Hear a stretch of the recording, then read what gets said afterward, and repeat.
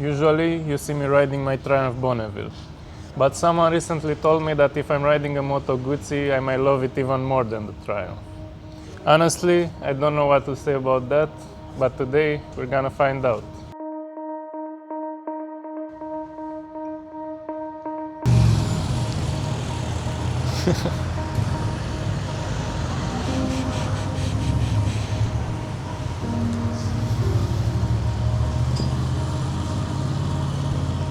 This is the Moto Guzzi V7 Special.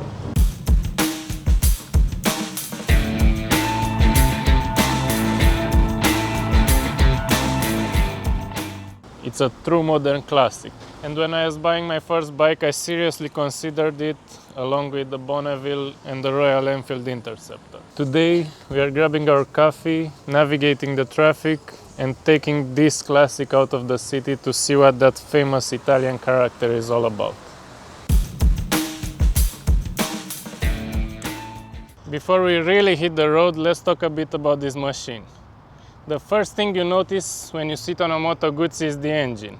It's a transverse V-twin. When you rev it, the entire motorcycle pulls slightly to the right.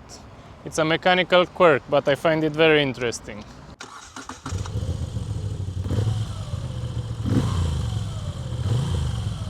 Despite its heavy classic look, it's actually incredibly agile and easy to handle around the city streets. We have an 850cc engine pushing out 65 horsepower.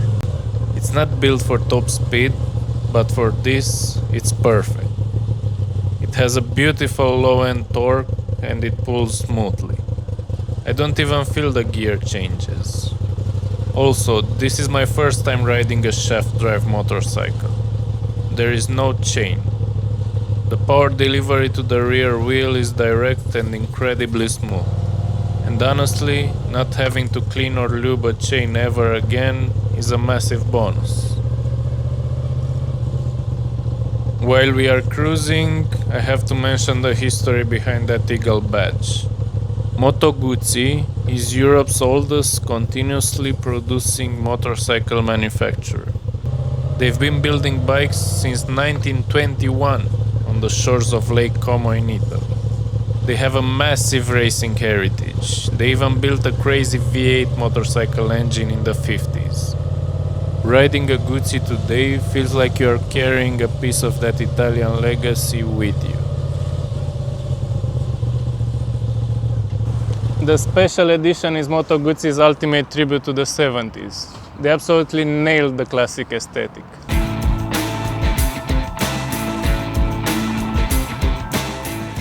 You have the wire-spoked wheels, the chrome, it's everywhere, but it's done tastefully. And this stunning Nero Smeraldo paint job, which is actually a deep dark green that looks absolutely incredible in the sunlight. Very close to the Verde Bosco on my Vespa. Then there's this massive 21-liter tank. Having a tank this big means you can ride all weekend without constantly looking for gas stations. A lot of people buy a modern classic bike and the first thing they do is upgrade the exhaust. On this bike, you really don't need to. This is the stock exhaust and it has this deep throaty rumble that is just perfect. Have a listen.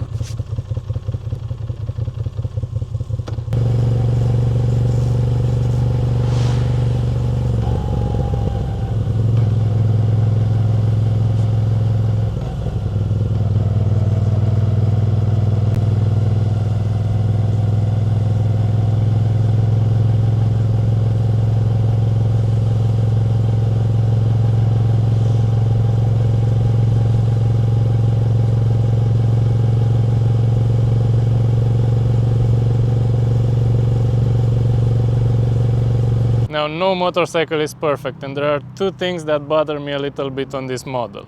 First, the dashboard.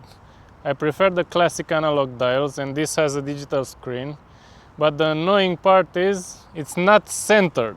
It sits slightly to the left, and it really messes with my OCD. Second, the foot pegs. When you come to a stop and put your feet down on the asphalt, the pegs are placed exactly where your legs naturally want to go. They just get in the way and it makes standing at a red light feel a bit awkward. Other than that, I love every bit of this bike.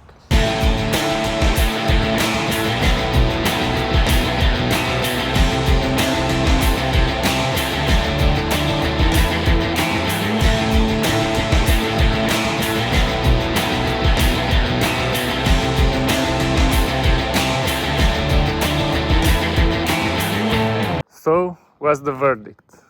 Did it make me want to sell my Triumph? Honestly, if I didn't already own the Bonneville, I would be extremely tempted to buy the Moto Guzzi.